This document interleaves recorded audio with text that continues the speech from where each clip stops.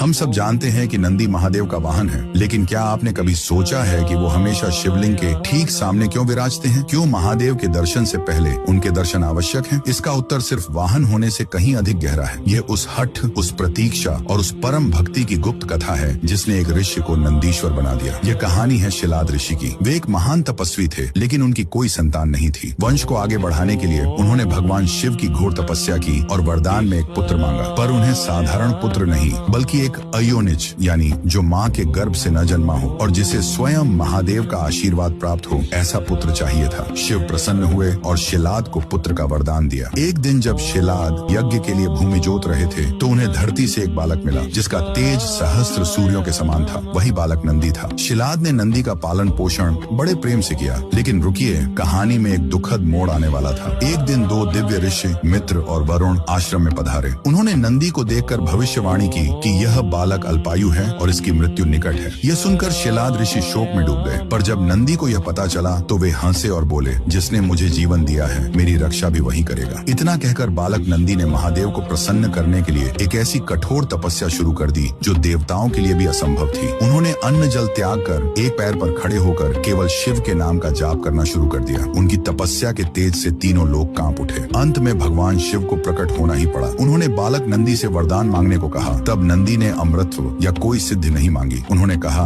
हे प्रभु, मेरी बस एक ही इच्छा है। मैं हर क्षण हर पल बस आपके साथ रहना चाहता हूँ। मैं आपके सानिध्य से एक पल भी दूर नहीं होना चाहता। उनकी इस निस्वार्थ भक्ति और अटूट प्रेम को देखकर महादेव द्रवित हो गए। उन्होंने नंदी को न सिर्फ अमृतत्व का वरदान दिया, बल्कि उन्हें बैल का मुख देकर अपने सबसे बड़े गण, अपने सखा और अपने वाहन के रूप में स्वीकार कर लिया। उन्होंने नंदी को वरदान दिया, हे नंदीश्वर, आज से मेरे दर्शन से पहले संसार तुम्हारे दर्शन करेगा। जो भी अपनी मनोकामना तुम्हारे कान में कहेगा, वह प्रार्थना सीधे मुंह तक पहुंचेगी। तुम मेरे और मेरे भक्तों के बीच की सबसे पवित्र कड़ी बनोगे। इसीलिए आज भी नंदी सिर्फ एक वाहन नहीं, बल्कि प्रतीक्षा, धैर्य और निस्वार्थ भक्ति के प्रतीक हैं, जो हमें सिखाते हैं कि ईश्वर तक पहुंचने का मार्ग केवल समर्पण से ही मिलता है। महादेव के इस परम भक्त के लिए कमेंट्स में ओम नंदीश्वराय नमः अवश्य लिखें।